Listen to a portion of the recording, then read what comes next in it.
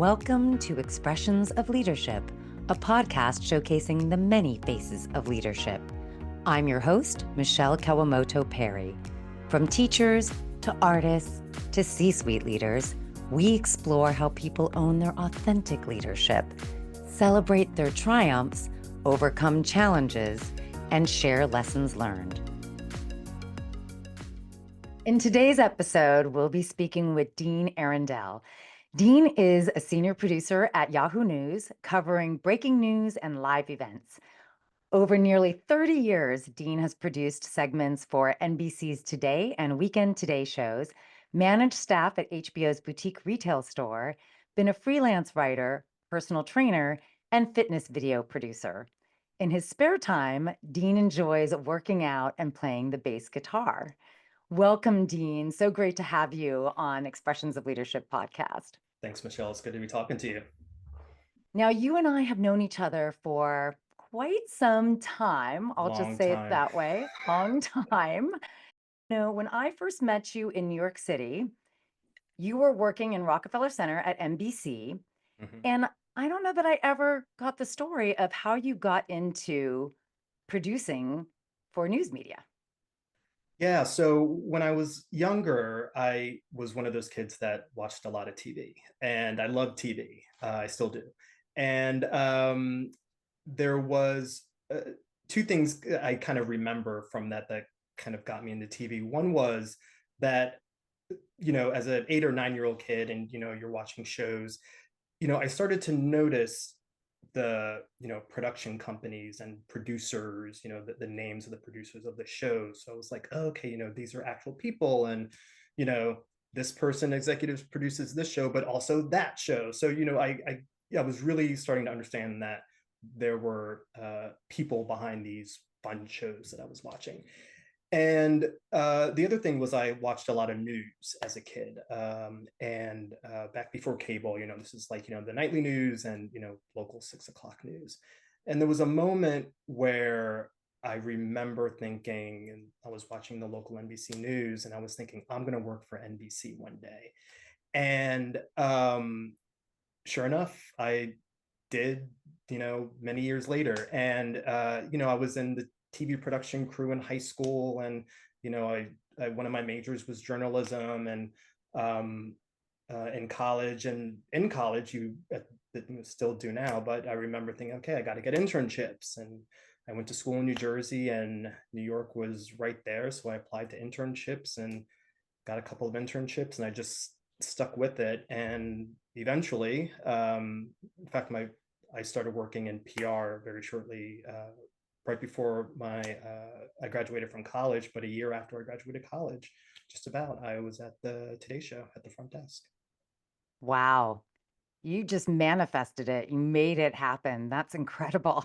I kind of did, and it wasn't the sort of thing where I, was thinking every day about it. It was just, okay, this is what I wanted to do. I want to major in this, and to get to this point, you have to get internships. So I did, and you got to get good grades. Like, if you want to reach your goal, there are certain things you have to do to get there, and that was the mindset that I had, and I enjoyed it along the way, and because of that, I stuck with it. Right, if you don't enjoy something, at that point in college, you're trying a whole bunch of different things out, but at that point I did. I loved it. It's still exciting to me when I meet someone who I've seen on TV. That's, I grew up thinking, now everyone can be on, YouTube or wherever, but if you're on TV back in the 70s and 80s, like, that's a bit of notoriety, right? So there's this excitement around TV and the production of it, putting together a show or a segment, or that sort of thing. And particularly live TV, which we can talk about later, but the live TV where anything can happen, and that is still, after all these years, very exciting. I'm curious, how have your professional experiences informed what you believe about leadership and how you lead today? The way, in the scenarios in which I produce, it's usually small groups of people, three or four, if that many. Sometimes it's just me and another person, trying to reach a goal, make a segment. Could be a live segment, could be a tape segment, could be just one piece of video. And the things that I found over time, as we, you know, do something and we're in a career, we learn, we fail, we try better again, hopefully the next time, right? Hmm. So the things that I've learned are, I guess, one, experience matters, and it may sound obvious on some level, but obviously you want to know what you're doing and project the confidence, not arrogance, but project the confidence that you know what you're doing, so the other people on your team know, okay, this person knows what we're going to do. We're going to do a segment on, the history of inaugurations. um, okay, this person is knowledgeable about history, they've done other historical news pieces before. um, I know that this person can do it, I'm confident they can do it. So having knowledge about the topic, or whatever it is you're doing, may not even be professional, it could be something outside of work, right? Hmm. But also knowing, and this is the second part, so knowledge of this topic, but also knowing the people on your team and knowing their strengths, and knowing where they may not be so strong. um so that those people can, um, put their talents towards where you need them, so everyone can reach their goal. One example is, on a shoot, when we go out and record footage, we might have, myself as producer, camera person, maybe sometimes a separate audio person, and then coming back to, um, our offices, we might have a separate editor. So oftentimes, uh, particularly when I was doing more packages outside of, more field producing, I may not know those camera people so well. Some of them I'd worked with before, but sometimes it might be just a new person to me. So we're all coming together for the first time to create this product that wasn't there before. Record this footage and put together a piece, and create something new. Hmm. But to do that, you have to trust the person. You have to, have some sort of rapport with them as well. It's great if someone is knowledgeable about a topic, but if they're a jerk, you're not going to be a great leader, right? Hmm. So yeah, I mean, I think those are the two things: knowledge of the topic, whatever you're doing. And again, this doesn't have to be producing, this could be anything, Hmm. whatever goal you're trying to reach, if you're leading a team to do something. um, Knowledge of the thing you're trying to do, but also a rapport, and understanding the people on your team and being able to connect with them on some level, so it's a good experience, right? You don't want to work with Hmm. jerks all the time. So I would say those are the two things that I've learned over the years. Yeah. I always say that we have to remember that we are working with human beings, not human doings. Yeah, absolutely. It's not all about, what can this person do for me, or what can this person do for my goals, right? And the goals of my business, or my bottom line, right? Like, yes, those things are important, but as you said, we're all human beings. We don't want to go home at the end of the day thinking, oh, that was terrible, right?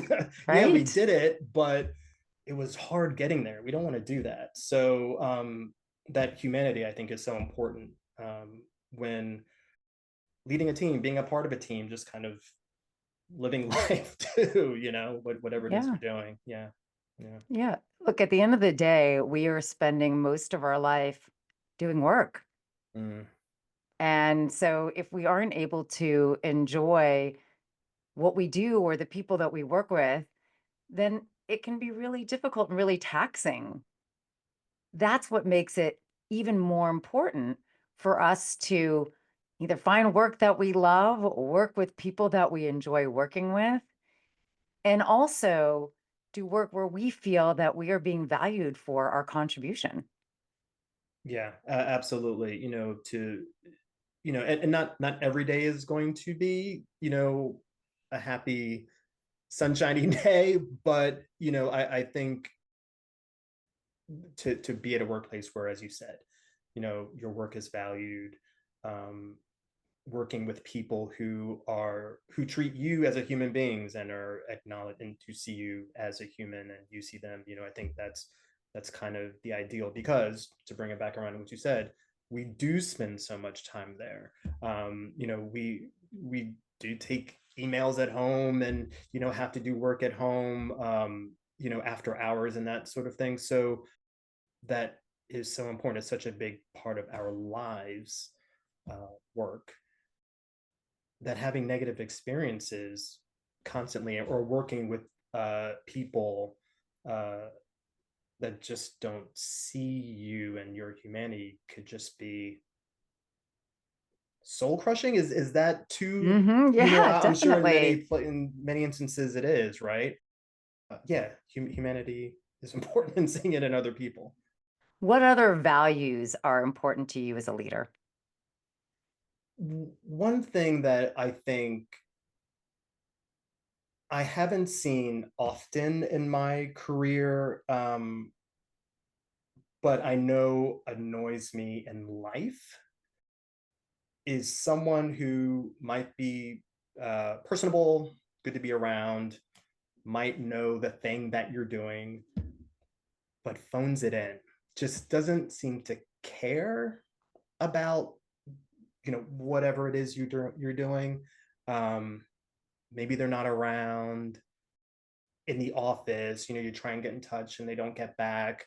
Um, and again, I can't think of many instances where I found that. Usually it's when you find it in life that's Hmm. annoying. But I was thinking, and thinking about our talk,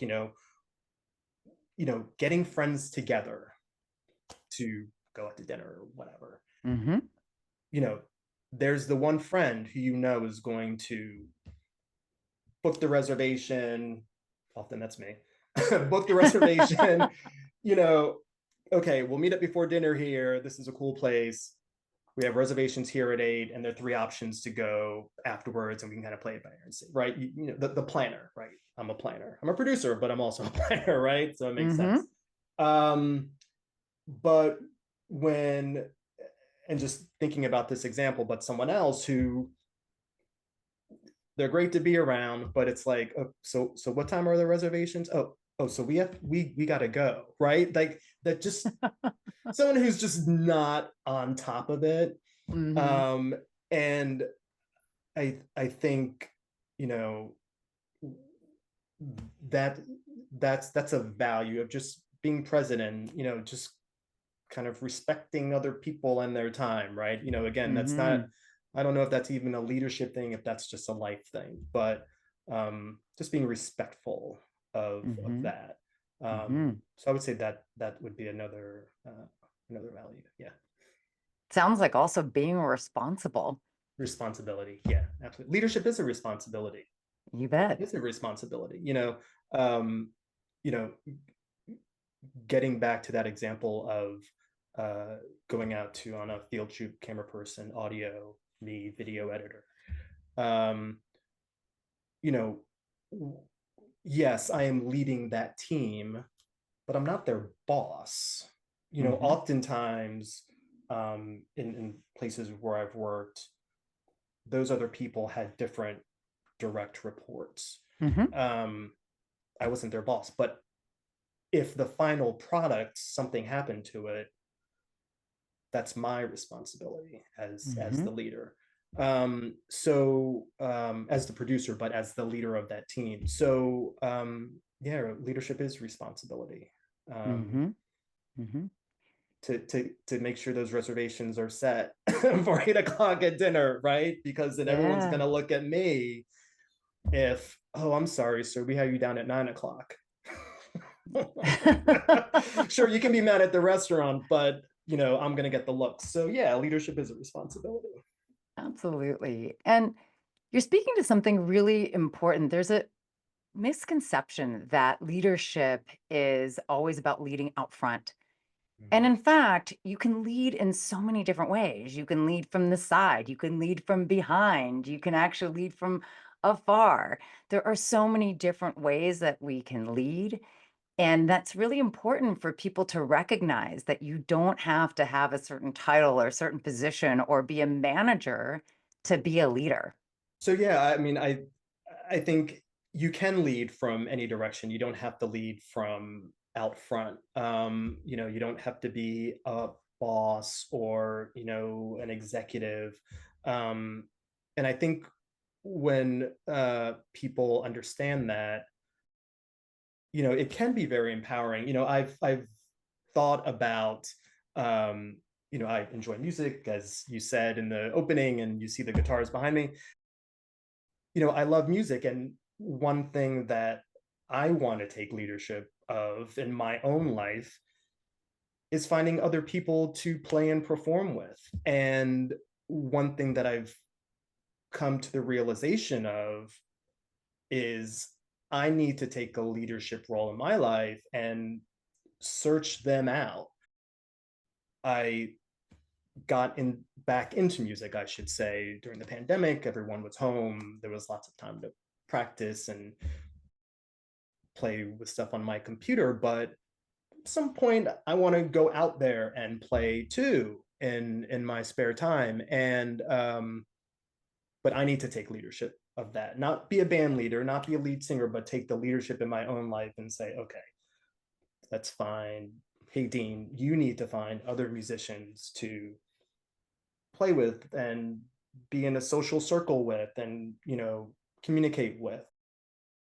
So it is empowering for me to know that I can do that, but I need to take the power and I need to take the leadership role to do that.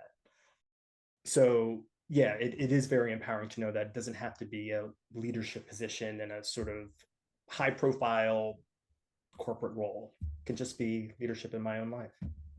Absolutely. That's exactly why I wanted to create this podcast, Expressions of Leadership, because I hope that the listeners are inspired ultimately to own their own authentic leadership right where they are.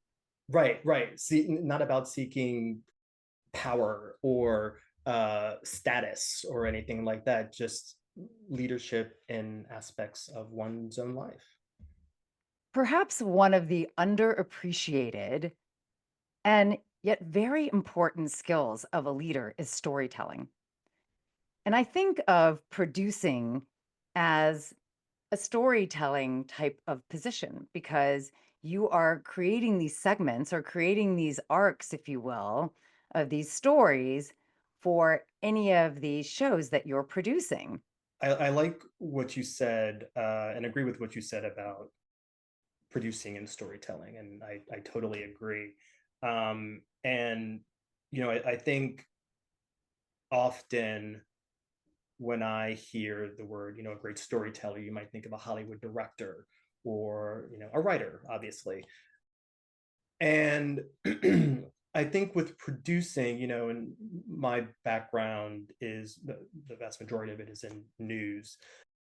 One may not think that storytelling in that same way is a part of it, but I think all these stories, whether it's crime or politics or anything, they deal with people, right? And telling the stories of those people. Sure, it might be about a legislative bill or a debate or something like that, but it's about people. And I think whether you're telling you know an hour long documentary or a 5 minute segment, you got to have a beginning, you got to set it up, right? This is what's happening in Washington, this is the celebrity criminal case or whatever, this is where there's conflict, or this is what people are talking about. And then from there, one can say, as a producer, you're able to craft something where it's okay, this is sort of the what happened, the who, what, where, when, and why, etc. But often you're able to focus on a little area of that. So it might be just be the latest development in a case. It could be what a particular witness said in that case. It could be new evidence that is found, right? If it's something more political, it could be the history of why such a seemingly boring law is being talked about so much, and that could be a whole other story. uh, but you have to tell in 5 minutes, right? If it's for the news, or a newscast, or a morning show. Now, I want to circle back to something you said earlier about, yeah, not every day is going to be super happy and great. There are going to be times when we run into some obstacles, maybe some challenges. So, what's an example of a leadership challenge that you've struggled with, and what was your approach to overcoming it? So there was a long time ago, many years ago, and it was a segment that I was tasked with producing, and I don't remember the exact nature of it.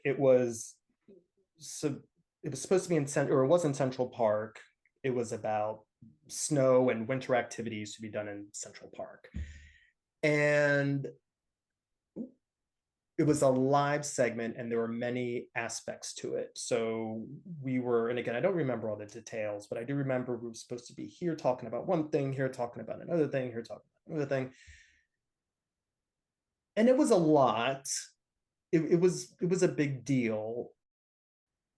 I could handle it, but it stretched my producing skills at the time. And it didn't turn out as well as I'd hope. It was fine. There were no major catastrophes on it, but it didn't turn out as well as I wanted it to. And I asked someone afterwards, many weeks afterwards, who saw it and knew about the segment. I said, yeah, that snow segment wasn't great. Do you have any advice on what I could have done to do something differently for it? And I don't remember her exact words, but basically she went back to the sort of personal relationships with the people who were there. The crew that I was working with, the camera crew, the audio, everyone who was there, because I was the leader.